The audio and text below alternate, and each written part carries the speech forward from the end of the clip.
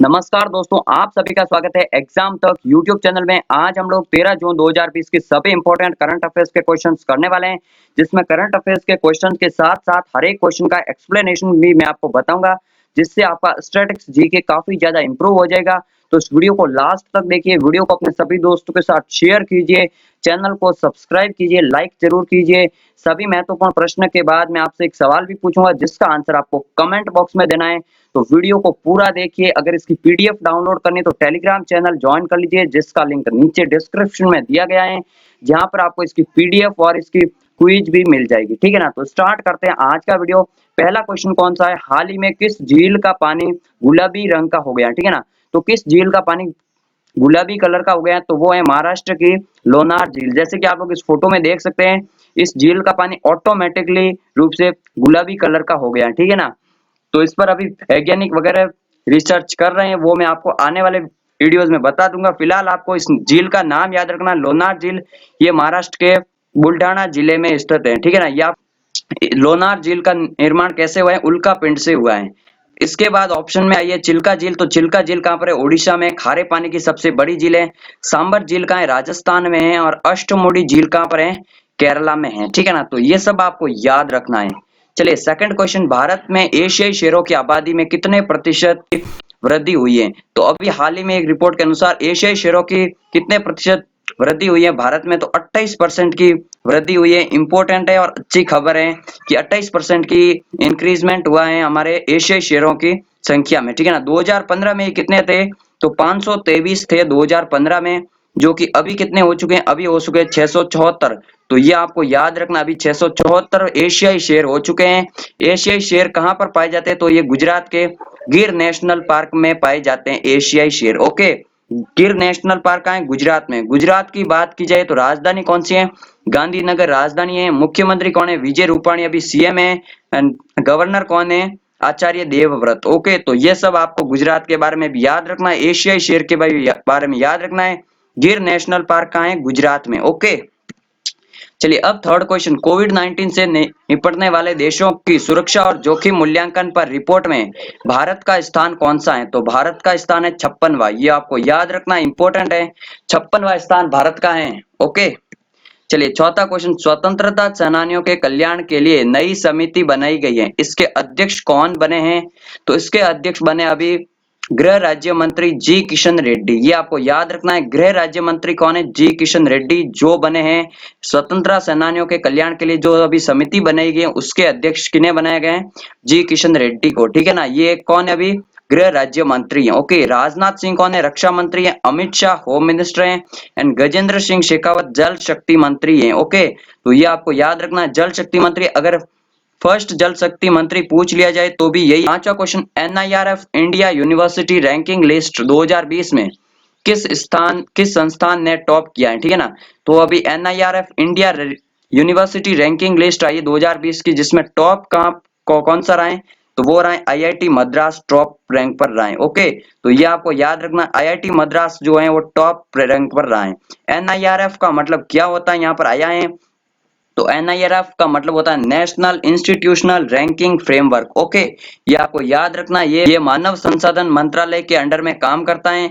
अभी HRD minister कौन है? तो वो है रमेश निशंक पोखरियाल। ओके, तो वो भी आपको याद रखना, एजुकेशन मिनिस्टर भी कह सकते हैं रमेश निशंक पोखरियाल।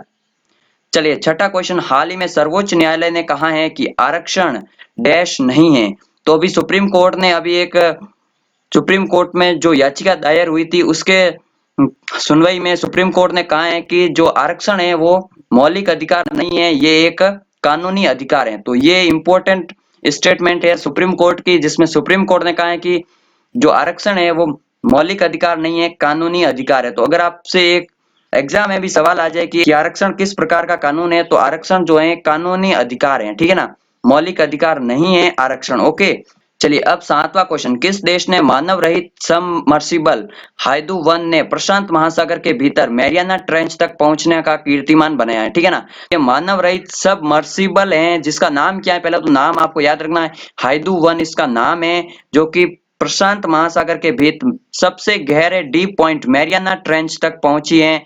इसने कीर्तिमान रखा है। ये मानव रहित है। मैरियाना ट्रेंच कहां पर है? कल भी मैंने आपको क्वेश्चन पूछा था, तो ये है फिलीपींस के पास है प्रशांत महासागर में, ठीक है ना। वर्ल्ड का सबसे डीपेस्ट पॉइंट है, लगभग 11,000 मीटर के आसपास ये इतना गहरा है, ठीक है ना। तो ये आपको याद रखना है। तो चीन देश की ये है सबमर्सिबल, ओके, चीन देश की सबमर्सिबल है जिसका नाम है हाइडू 1, मैरियाना ट्रेंच तक पहुंची है, ठीक है ना। चीन की बात की जाए तो इसकी कैपिटल क्या है, कैपिटल है बीजिंग। चीन के अभी राष्ट्रपति कौन है, तो शी जिनपिंग है। चीन की मुद्रा क्या है, मुद्रा है युआन, तो ये भी आपको याद रखना है। ये सब मैं साथ साथ में जो पॉइंट बताता जाता हूँ वो इंपॉर्टेंट होता है। इस पीडीएफ में तो सिर्फ आपको क्वेश्चन और आंसर मिलता है, बट साथ में मैं आपको काफी सारे पॉइंट्स बताता हूँ। तो ये आपके एग्जाम के लिए वेरी वेरी इंपॉर्टेंट होते हैं, इनको आप लोग जरूर सुनिए। हो सके तो अपनी नोटबुक पे नोट कर लीजिए, वीडियो को रोजाना देखिए, कंटिन्यू देखिए एंड शेयर जरूर कर लीजिए सभी दोस्तों के साथ। चैनल को सब्सक्राइब जरूर कर लेना, ठीक है। नेक्स्ट बात करते हैं 8वें क्वेश्चन की। कोविड-19 लॉकडाउन के कारण इसरो के किस महत्वाकांक्षी अभियान में देरी हो सकती है। तो अभी कोविड-19 लॉकडाउन वगैरह के कारण इसरो के किस महत्वाकांक्षी अभियान में देरी हो सकती है। तो मिशन है गगनयान। गगनयान मिशन 2022 में लॉन्च होना था, लेकिन अभी उसमें हो सकता है थोड़ी देरी हो जाए, क्योंकि गगनयान मिशन जो है वो क्या है, अंतरिक्ष में इंसान को भेजेगा। पहली बार इंडिया अंतरिक्ष में इंसान को भेजेगा। अगर ये सक्सेसफुल रह जाता है तो भारत चौथा देश होगा, ठीक है ना। ये आपको याद रखना है, अमेरिका, रूस और चीन के बाद भारत चौथा देश होगा। तो ये भी आपको याद रखना। अभी बात है इसरो की, तो इसरो के बारे में मैं आपको इंपॉर्टेंट चीज बता देता हूँ। इसरो की स्थापना कब हुई थी, 15 अगस्त 1969 को, ठीक है ना। इसरो का हेडक्वार्टर कहाँ है, तो बेंगलोर में इसका हेडक्वार्टर है। ये इंपॉर्टेंट याद रखना। एंड इसके अलावा इसरो की फुल फॉर्म क्या है, इंडियन स्पेस रिसर्च ऑर्गेनाइजेशन। तो ये आपको सभी याद रखना है, इंपॉर्टेंट है, ओके। चलिए अब मैं आपको कल के सवाल का आंसर दूंगा एंड आज का नया सवाल पूछूंगा।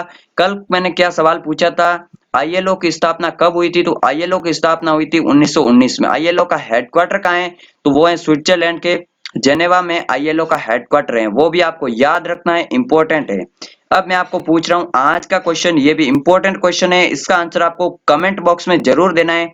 इसरो के वर्तमान अध्यक्ष कौन है, ठीक है ना। तो ये आपको याद रखना है, जिनको अभी एपीजे अब्दुल कलाम अवार्ड भी मिला था। एपीजे अब्दुल कलाम अवार्ड कौन देता है, तो वो देता है तमिलनाडु सरकार। तो ये सब पॉइंट होते हैं जो मैं आपको वीडियो में बताते जाता हूँ, बहुत ज्यादा इंपॉर्टेंट होते हैं, आप लोग इनको जरूर नोट कीजिए। सवाल का आंसर आपको कमेंट बॉक्स में देना है, इसरो के वर्तमान अध्यक्ष कौन है, जल्दी से कमेंट कीजिए। अगर वीडियो अच्छा लगा तो वीडियो को लाइक कीजिए, चैनल को सब्सक्राइब करके पास में दिख रही बेल आइकन को जरूर दबा दीजिए, ताकि आपको हर नया नोटिफिकेशन सबसे पहले मिल सके।